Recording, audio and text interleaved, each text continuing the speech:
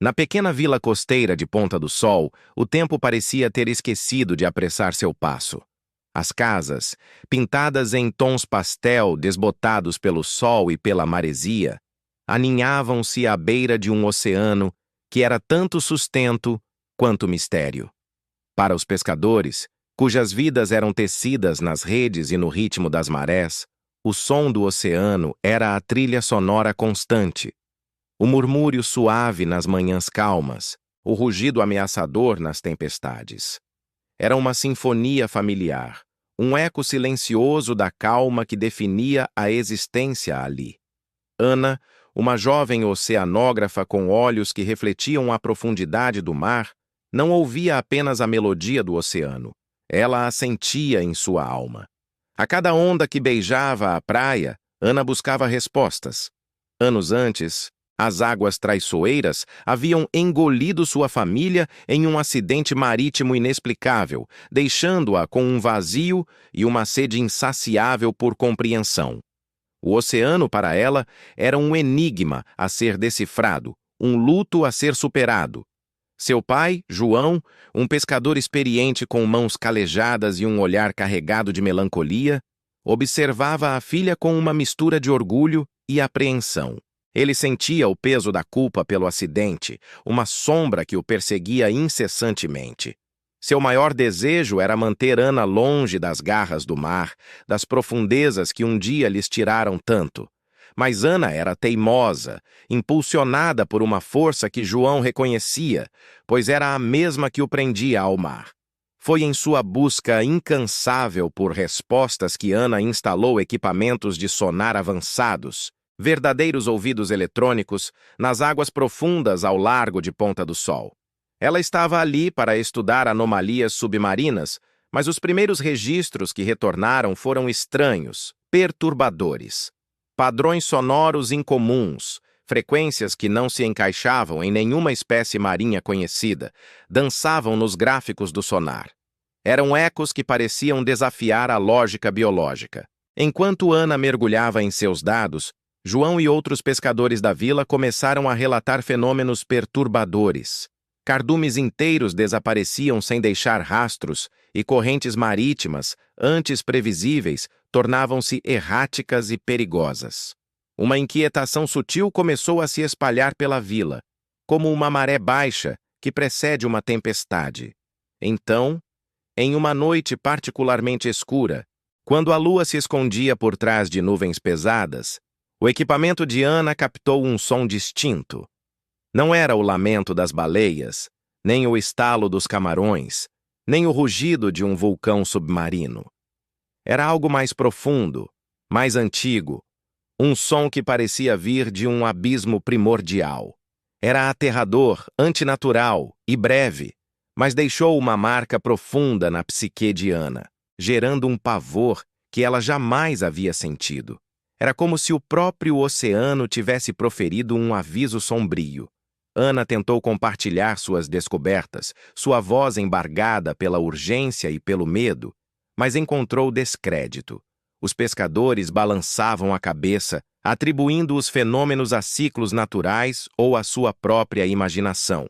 E João, em sua tentativa desesperada de protegê-la, a via como obcecada, mergulhada demais na dor do passado.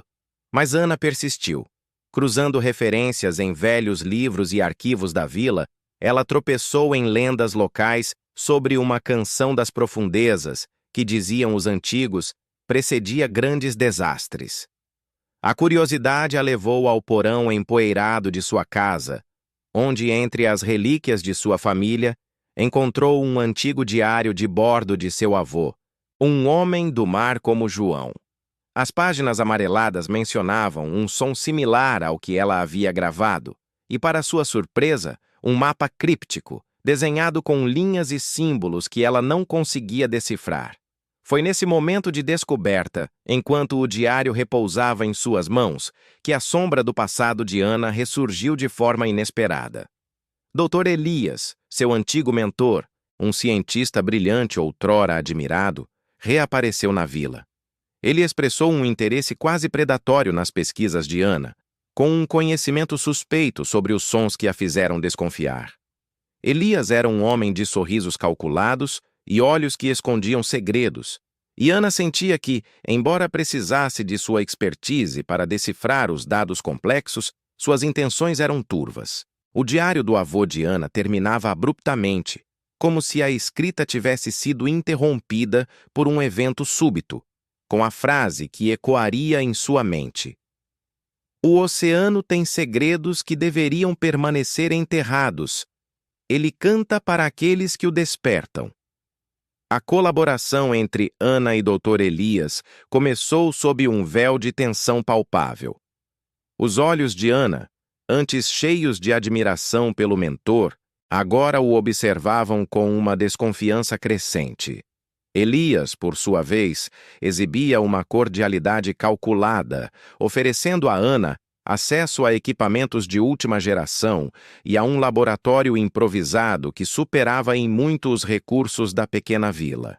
Ele manipulava Ana sutilmente, direcionando suas pesquisas para áreas específicas, sempre com o pretexto de otimizar a busca pela origem dos sons.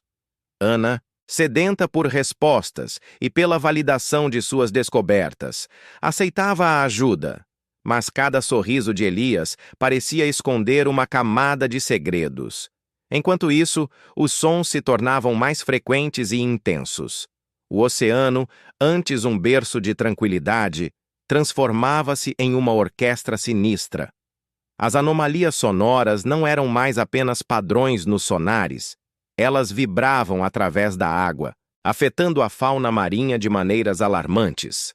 Peixes surgiam mortos nas praias.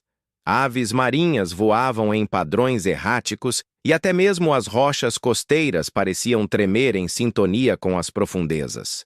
Pescadores, outrora céticos, agora relatavam visões estranhas no mar, luzes pulsantes sob a superfície, formas indistintas que se moviam com uma velocidade sobrenatural. O comportamento agressivo de animais marinhos, que antes evitavam os barcos, tornava-se uma ameaça real. João, o patriarca resiliente, sentia a apreensão da vila como uma maré invadindo sua casa.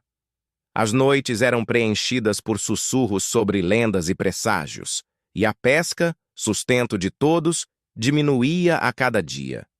Relutantemente, ele começou a acreditar que algo realmente estava errado, algo que transcendia as explicações naturais. No entanto, seu instinto primário ainda era proteger Ana. Ele a observava, exausto, tentando dissuadi-la de mergulhar mais fundo nesse mistério, temendo que o mar, que já havia tirado tanto deles, levasse também sua filha. A desconfiança de Ana atingiu seu ápice quando, vasculhando os arquivos digitais deixados abertos no computador de Elias, encontrou comunicações criptografadas e contratos com uma corporação global de energia, a Abyssal Dynamics. A verdade, fria e cortante como uma lâmina, a atingiu em cheio. Dr. Elias não era um aliado, mas um peão. A canção das profundezas não era um fenômeno natural nem um chamado místico. Era o subproduto de uma antiga tecnologia submersa, uma fonte de energia oculta que Elias e a Abyssal Dynamics estavam tentando ativar. A família de Ana não havia morrido em um acidente marítimo. Eles haviam sido silenciados por terem descoberto a existência e o propósito dessa tecnologia. O acidente era uma cortina de fumaça, uma mentira cruel para encobrir um assassinato. Com o coração em pedaços e a mente em fúria, Ana confrontou João. As palavras saíram como balas. A verdade sobre a morte de sua família, a traição de Elias, a manipulação. João, com o rosto vincado pela dor e pela culpa, desabou. Ele revelou o que sempre soube de parte da verdade. Anos atrás, após o acidente, ele havia sido ameaçado, sua vida e a de Ana em jogo se ele revelasse o que sabia. O silêncio era o preço da segurança de sua filha. A culpa o corroía.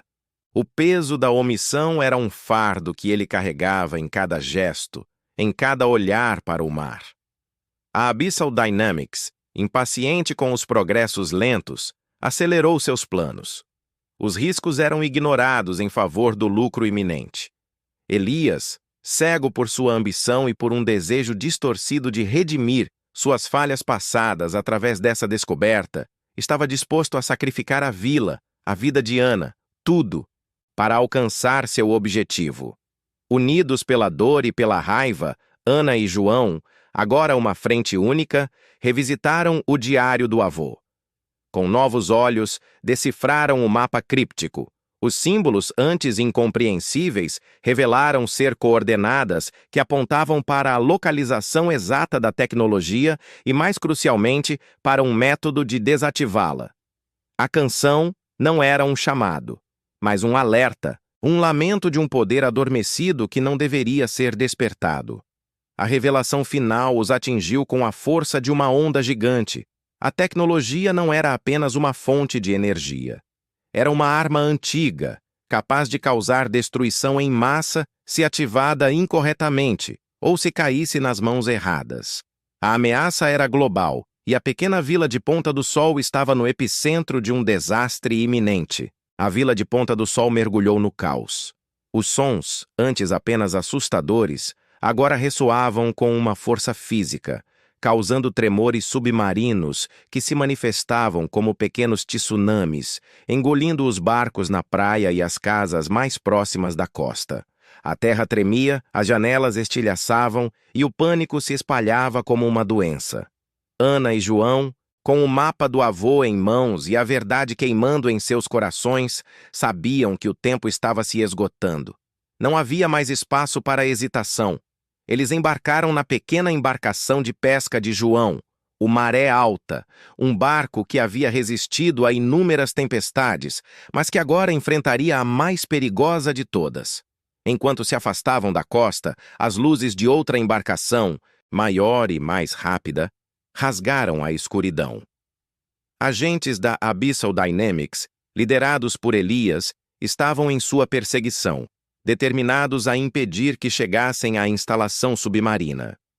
A corrida contra o tempo se transformou em uma perseguição frenética pelo oceano revolto com as ondas gigantescas, provocadas pela própria tecnologia que buscavam desativar, balançando os barcos como brinquedos. João, com a experiência de décadas no mar, manobrava o Maré Alta com maestria, desviando dos projéteis disparados pelos agentes. Ana observava o sonar, guiando seu pai através do labirinto subaquático que o mapa indicava. Finalmente, alcançaram o local, uma estrutura imponente, antiga e misteriosa que emergia das profundezas como um monólito esquecido. Era a instalação submarina, o coração da tecnologia que ameaçava o mundo. Ana e João mergulharam, equipados com cilindros de oxigênio e a determinação de quem não tinha mais nada a perder. Dentro da estrutura, a atmosfera era opressora, o ar denso com a energia pulsante da máquina. Elias e seus agentes os esperavam. O confronto foi inevitável. No coração da instalação, Ana e Elias se enfrentaram em um embate de inteligência e vontade. Elias, com um sorriso distorcido, tentou justificar suas ações, alegando que estava apenas controlando o inevitável, buscando um poder que a humanidade merecia. Ana, com cada célula de seu corpo vibrando com a memória de sua família, refutou cada palavra, cada mentira. Enquanto isso, João, com a força de um pai que defende sua cria, travava uma batalha física com os agentes, protegendo Ana enquanto ela trabalhava febrilmente nos controles da tecnologia. Ana, usando seu vasto conhecimento oceanográfico e as anotações do avô, começou a decifrar os complexos painéis de controle. Ela sabia que um movimento errado poderia desencadear a catástrofe final. Elias, ao ver a determinação inabalável nos olhos de Ana e a destruição que sua ambição havia causado na superfície, teve um vislumbre de clareza. Um momento de lucidez, ou talvez desespero, o atingiu. Ele viu a si mesmo nas ações de Ana, a busca pela verdade que um dia o movera. Em um ato impulsivo, ele se lançou contra um dos agentes que tentava impedir Ana, criando uma distração vital. O sacrifício de Elias, rápido e brutal, deu a Ana os segundos preciosos de que precisava. Com um último clique, um silêncio ensurdecedor preencheu a instalação. A canção cessou. O mundo pareceu prender a respiração. Ana havia conseguido desativar a tecnologia, mas a interferência no oceano estava feita. A vila de Ponta do Sol, embora abalada, começou a se recuperar. O oceano, com o tempo, voltou à sua aparente calma. Mas a experiência havia mudado a todos. Ana e João, agora com um laço inquebrável, encontraram paz na superação e na verdade revelada. O relacionamento entre pai e filha, curado pelas cicatrizes da batalha, floresceu em um novo propósito. Ana decidiu dedicar sua vida a proteger os segredos do oceano, sabendo que há mais perigos e maravilhas ocultas esperando para serem descobertas. Ela se tornou a guardiã silenciosa das profundezas, uma voz para o que não podia falar. Uma noite, enquanto observava o mar sob a luz das estrelas, ela ouviu. Não a canção de terror, mas um novo som, um sussurro suave, um chamado do oceano que parecia convidá-la para uma nova aventura, para desvendar os próximos mistérios que as águas guardavam. A jornada de Ana estava apenas começando.